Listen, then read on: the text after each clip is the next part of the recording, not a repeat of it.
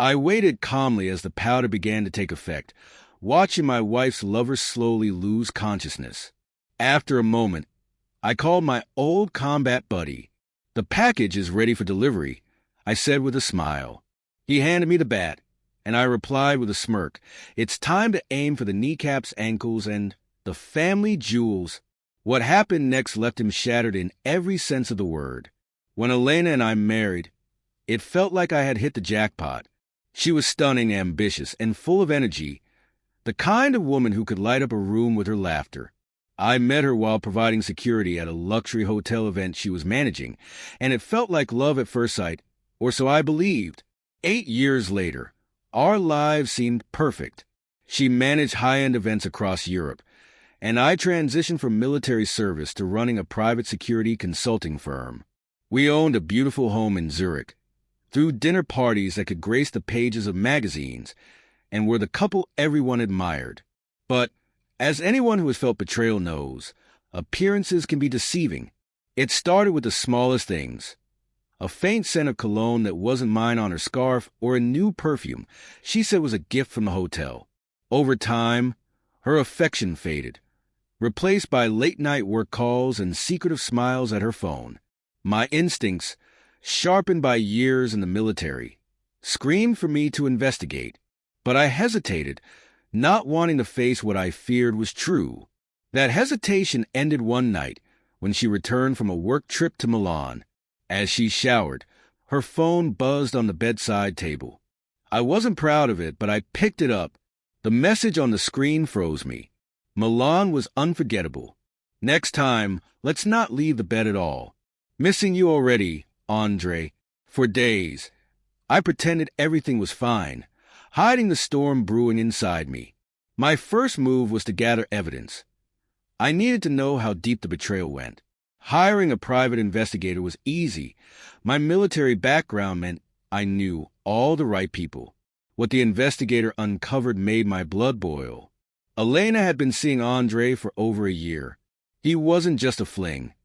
He was a French luxury hotel executive who showered her with gifts, took her on lavish trips, and whispered promises of a future together. She even had a secret savings account where he deposited money for their new life. Despite my anger, I forced myself to wait. Rushing into a confrontation wouldn't be satisfying. I wanted them both to truly feel the consequences of their actions, not just a heated argument, but a reckoning they'd never forget. I called Jonas, my old combat buddy. He was the kind of man who thrived on challenges, especially those that demanded justice. When I told him what had happened, he let out a low whistle. "She betrayed you like that? All right, let's make sure they pay," he said, his voice firm and full of resolve. We spent weeks planning. Timing was crucial. Elena and Andre were planning another business trip to a private villa near Milan. Jonas had a contact in the area, a former operative who could get us access to the villa without raising suspicion. Everything was falling into place. Meanwhile, I played the part of the devoted husband. I kissed Elena goodbye, helped her pack, and even slipped a handwritten note into her suitcase. "For my love, always." She didn't deserve it, but I needed her to believe I was oblivious. The night they arrived at the villa, Jonas and I were already nearby, monitoring their every move. It was time to set the trap. The villa's bustling kitchen was staffed by a small team of locals, one of whom was a bartender instructed to serve Andre's favorite cocktail, laced with a powerful sedative. From my hidden vantage point, I watched as they lounged by the pool, sipping drinks and laughing, as if their betrayal was the most natural thing in the world. The sedative took effect quickly. Within minutes, Andre's laughter turned into slurred speech, and his body slumped. Elena, confused and slightly panicked, tried to help him, but he collapsed onto a poolside lounger. It was time. Jonas and I walked through the villa's grand entrance, our footsteps echoing across the marble floors. Elena's face drained of color as soon as she saw me. "Marcus, what are you doing here?" she stammered, her voice trembling. I didn't answer. Instead, I gestured to Jonas, who grabbed Andre and hauled him to his feet like a rag doll.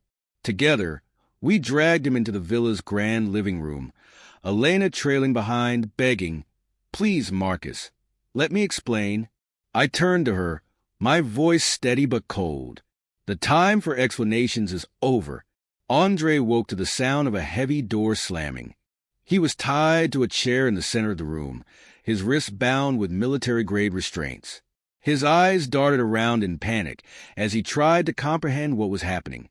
"Good evening, Andre," I said, my tone dripping with venom. "I'm Marcus. You've been sleeping with my wife. Please, this is a misunderstanding," he stuttered, sweat dripping from his forehead. Jonas handed me the bat, a simple, well-used tool. I held it, letting its weight settle in my hands. "You misunderstand, Andre," I said, stepping closer. "This isn't a conversation.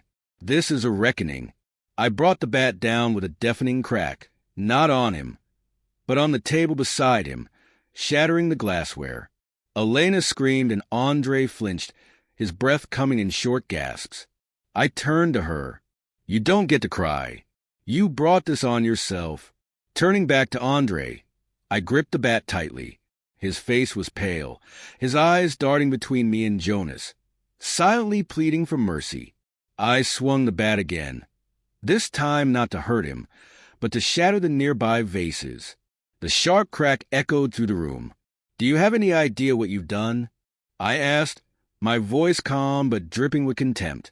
"You thought you could take what's mine and there wouldn't be consequences?" "Marcus, please," Elena cried, stepping forward. "This isn't who you are. You're better than this." I snapped my head toward her. "Don't you dare tell me who I am, Elena. You forfeited that right the moment you betrayed me." Andre tried to speak, but his words got stuck in his throat. I raised the bat and swung hard, smashing the chair leg next to his ankle. He screamed, the sound echoing through the villa. It was satisfying, just a small taste of the chaos he'd brought into my life.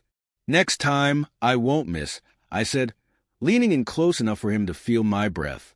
"Do you know what kneecaps sound like when they break, Andre?" "I've heard it before." Jonas stepped forward, his massive presence adding to the tension. "Or we could start lower," he said, nodding toward Andre's lap. "What do you think, Marcus?" I smiled grimly. Tempting. I let the bat rest on the floor, leaning on it as I turned to Elena. She stood frozen, tears streaming down her face. I could see the fear in her eyes, not just for Andre, but for herself. She had no idea what I was capable of anymore. "Elena," I began, my voice steady, "I gave you everything, my love, my trust, my life, and you threw it all away for this." I gestured toward Andre, who sat trembling in the chair. "I made a mistake," she sobbed. "I didn't mean to hurt you." I laughed bitterly. "You didn't mean to hurt me? You've been planning this for over a year. You lied to me over and over. You built a future with another man, while I was building one for us." I pulled a folder from my pocket and tossed it onto the floor in front of her. It spilled open, revealing photos, bank statements, and messages, evidence of her betrayal. She looked down at it, her face crumbling with guilt. "I could ruin you, Elena," I said coldly. "Take everything you have left. But that would be too easy." I nodded to Jonas, who untied Andre and yanked him to his feet. "Leave," I commanded. "Both of you. And if I ever see either of you again, there won't be a warning. Only consequences." Elena hesitated, looking at me as if searching for a shred of the man she once loved. But that man was gone. The next day, I moved quickly to dismantle the life we'd built together. The house went on the market, our joint accounts were frozen, and every trace of Elena was erased from my life. I sent anonymous tips to Andre's company, leaking details of his affair and his shady financial dealings. Within weeks, his reputation was destroyed and his career was over. As for Elena, she tried to salvage what was left of her life, but the whispers of her betrayal followed her everywhere. Colleagues in the hospitality industry avoided her, and friends turned their backs. She moved into a small apartment in Zurich, far from the luxurious life she had once known. Andre, broken in every way, vanished. Rumors spread that he fled to France, living off the scraps of his fading fortune. Months later, I found myself by Lake Geneva, watching the sunset paint the water with fiery reds and oranges. I felt a strange sense of peace. I had won, not through vengeance, but through quiet control. I had faced betrayal and come out the other side stronger. As for Elena and Andre, their chapter was over, and so was mine.